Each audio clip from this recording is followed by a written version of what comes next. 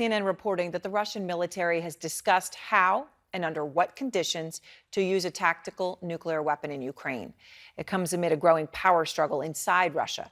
Evgeny Prigozhin, one of Putin's closest allies and a leader of the notorious and brutal private army, the Wagner Group, is using the mismanagement of the war to jockey for power inside the Kremlin. This is according to Western officials speaking to CNN. Now, Prigozhin, of course, is someone you've heard a lot about here on the show. We've been covering him in the Wagner Group for months.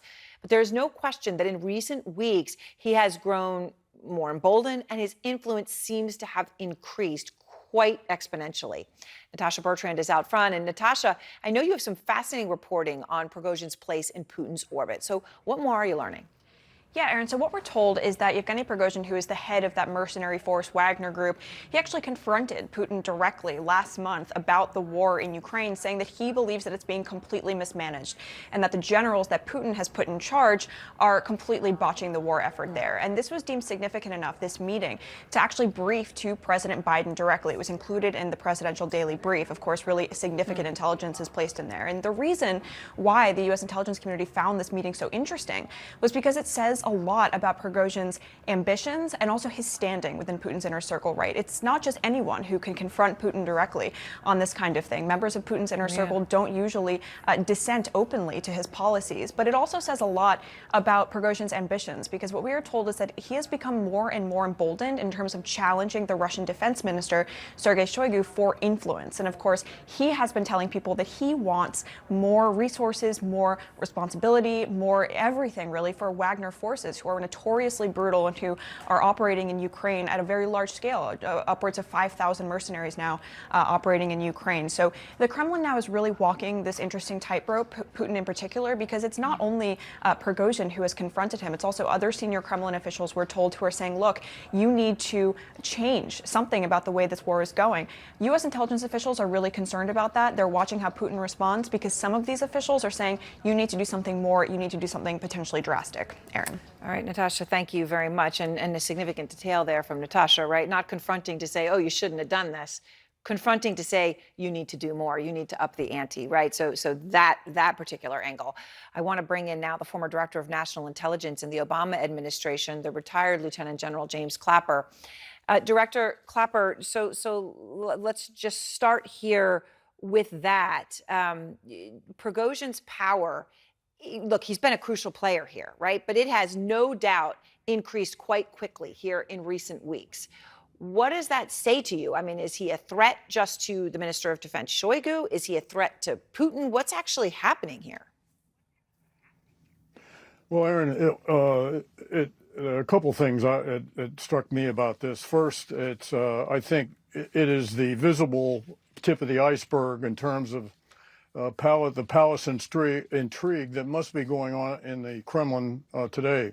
And I'm sure there's much more of this jockeying and backstabbing and this sort of thing that we're not seeing. So this is just what's visible to us.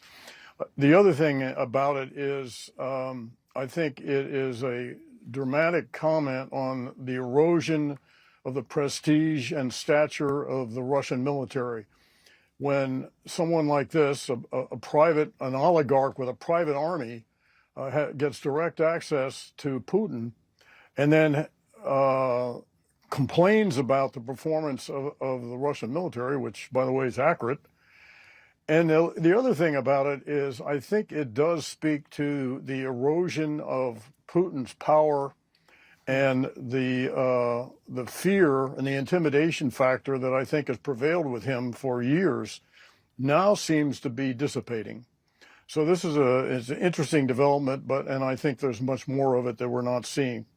Yeah, I mean, it's to your point, right? If we are seeing this, we can only imagine sort of what we actually can't see.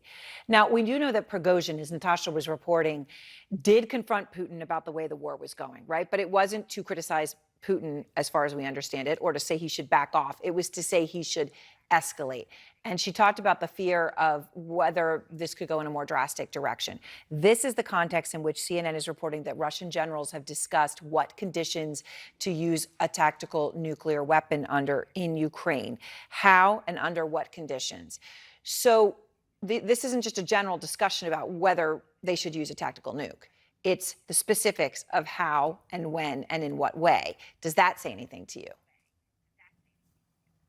Well, it's not surprising to me, Aaron. I'm quite sure there's been a lot of discussion among Russian senior officers about nuclear weapons and whether they should be used or not, or when.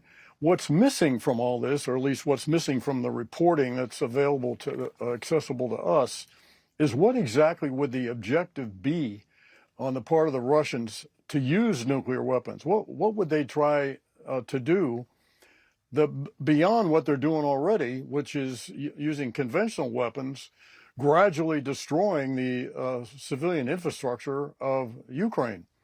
So I think I still feel that the prospect for the use of nuclear weapons is unlikely, but not as improbable as it was before February 24th. All right. Thank you very much. I appreciate your time, General.